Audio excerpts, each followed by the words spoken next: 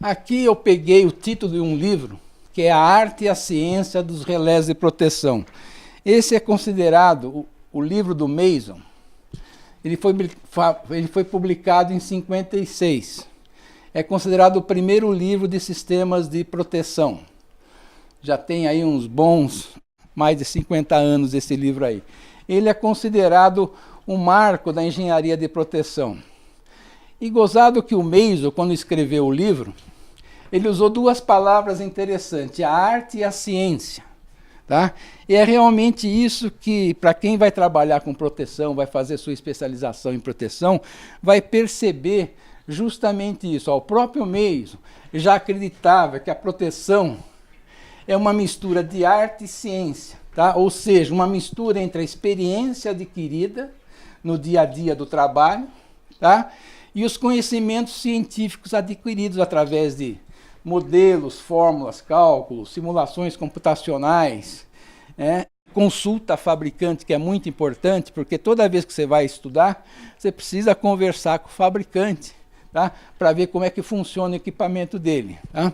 Então, o que eu quero dizer aqui é que você não vai encontrar nenhuma receita de bolo para fazer um sistema de proteção. Isso é do dia a dia, do trabalho seu. Não existem normas que digam, olha, o sistema de proteção segue só isso aqui, você não pode fugir disso. Não, você vai sempre agregar a sua experiência, o seu conhecimento, a sua experiência passada para fazer um sistema de proteção. O pessoal que mexe com proteção, que se dedicou a essa especialidade, eles definem praticamente 6 princípios básicos que você deve seguir. Mas não é obrigatório, é o que eles recomendam. Quer dizer, é o que eu falei, não existe uma norma a respeito disso. Tá? Eles falam, olha, geralmente um sistema de proteção, ele tem o princípio da quantidade.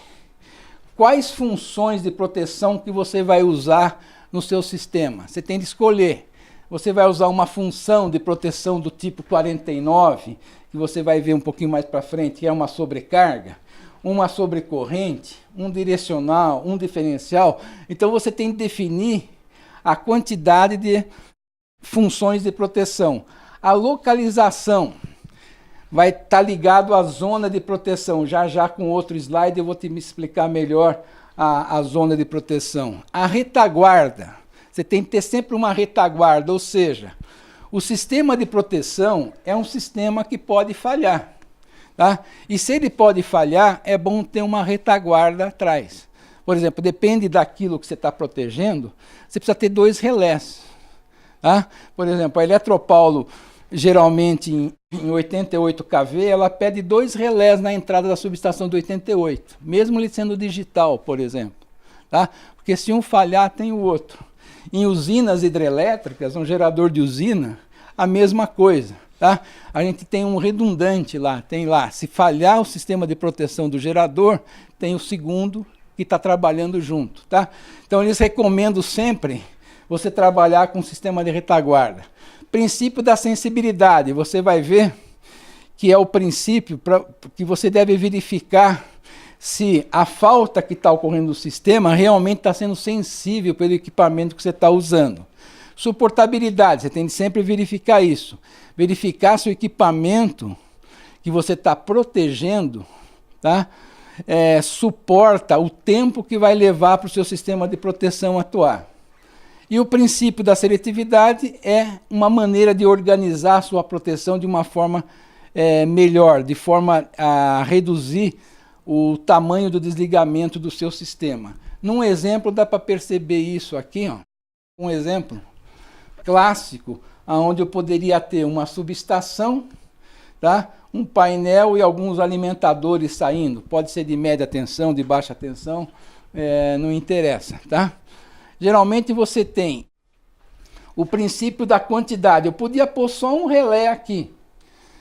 Né? Podia. Se ele realmente enxergar um curto lá embaixo, ele atuaria. Eu não preciso gastar dinheiro com os outros. Tá?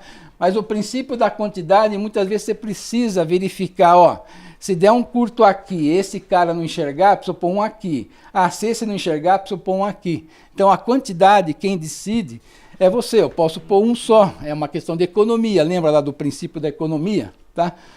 O princípio da localidade. Geralmente a gente localiza a proteção primária, aquela principal, mais próximo daquilo que eu quero proteger. Eu quero proteger esse alimentador, por exemplo. Eu quero proteger esse transformador. Eu ponho a proteção mais próxima possível do equipamento que eu quero proteger. Um terceiro princípio básico seria a retaguarda. É aquilo que eu falei, por algum motivo. Se esse equipamento aqui falhou, deu uma falta aqui, esse falhou, alguém tem de abrir em cima. Essa é a tal da retaguarda. É obrigado a pôr? Nada é obrigado. Isso são só recomendações do pessoal que trabalha com proteção. Todo mundo que projeta sistemas de proteção se baseia nesses princípios que estão consagrados. O princípio da sensibilidade. Você tem de verificar, por exemplo, se este equipamento que está aqui, ele é sensível. O que quer dizer sensível? Ele tem sensibilidade. Ele tem de disparar acima da corrente de carga e tem de olhar para o curto mínimo. Ele tem de enxergar o menor curto aqui. Se ele enxergar o menor, ele vai enxergar o maior. Então ele precisa verificar se o equipamento que está aqui enxerga esse curto. Porque se ele não enxergar, você não está protegendo esse alimentador aqui, por exemplo. Tá? Então eu preciso ver o princípio da sensibilidade. Não é porque você põe um fusível aqui, que se isso aqui tiver 2 km, o curto é tão pequenininho que o fusível não enxerga. Tá? Então está ligado ao comprimento do alimentador, por exemplo. Tá? Então a sensibilidade. A suportabilidade vai depender do tempo. Por quanto tempo esse elemento aqui pode ficar com defeito? Essa é a tal da suportabilidade que nós vamos discutir mais para frente, mais detalhe dele. Mas a suportabilidade está ligado ao tempo máximo que o equipamento pode suportar. E a seletividade é o princípio de você sempre desligar a menor parte do sistema. Por exemplo, se der uma falta aqui nesse alimentador, eu não quero atuar aqui. Não é que eu não posso. Se quiser, desliga. Tá? Mas a grande vantagem de desligar aqui é você localizar o defeito. Se deu uma falta, esse fusível queimou, eu sei que o defeito está aqui. É mais fácil de reparar, ir lá e localizar o defeito. Imagine uma fábrica grande, por exemplo, onde você tem um curto e de repente cai a cabine primária lá. Até você saber onde está o defeito, você pode ficar com a fábrica 3, 4, 5 horas parada. A Eletropaulo, a concessionária, não precisa ser Eletropaulo, mas qualquer concessionária, se preocupa com isso, tá? Porque ela localizar defeito na rua, é muito mais fácil ela correr aquele circuito que deu defeito, tá? E antigamente era a única coisa que conseguia localizar rápido defeito a seletividade. Hoje já tem alguma coisa mais sofisticada, tipo satélite, essas coisas. Você pode mandar um sinal para o satélite e assim por diante. Mas a seletividade ainda é usada para esse aspecto aí. Então você sempre está trabalhando com 6 princípios básicos dentro da proteção. Você se baseia para fazer um sistema, esses princípios que estão aí. O que vem a ser coordenação da proteção? Ou seja, você faz um sistema de proteção, você põe lá fusível, TC, TP, você põe todos os equipamentos lá.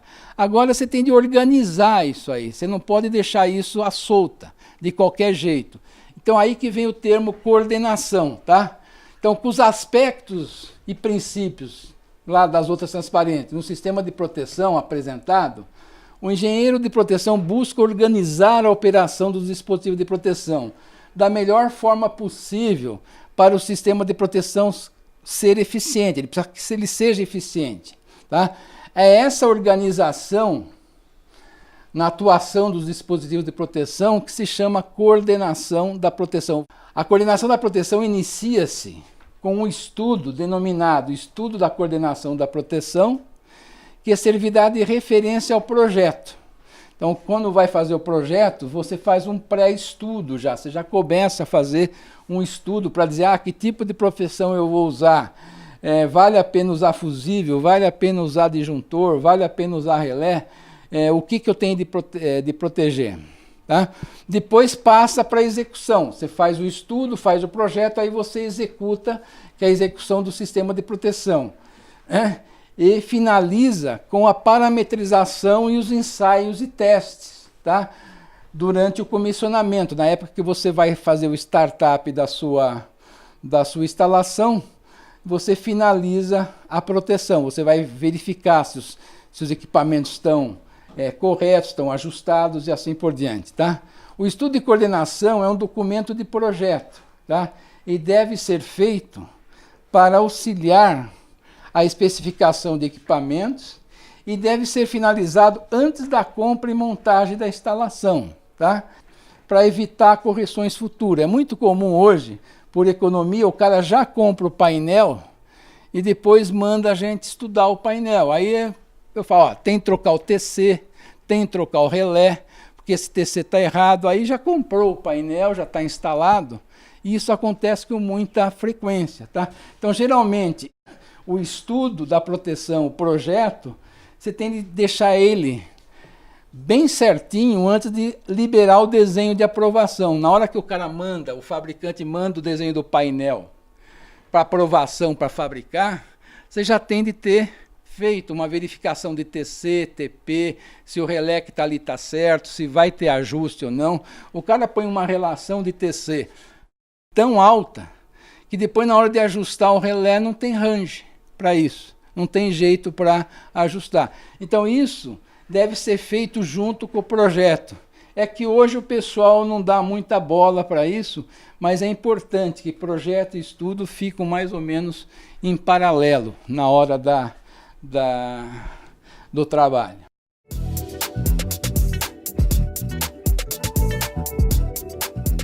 A Ingepoli, ela é distribuidora exclusiva da empresa italiana Taitronic, uma empresa que foi fundada em 1965, especializada na área de sistemas de proteção e automação de redes elétricas. A Taitronic ela está localizada no norte da Itália, com área de pesquisa, desenvolvimento, atividades comerciais situada em Milão, e a fábrica situada na cidade de Pádua, também no norte da Itália.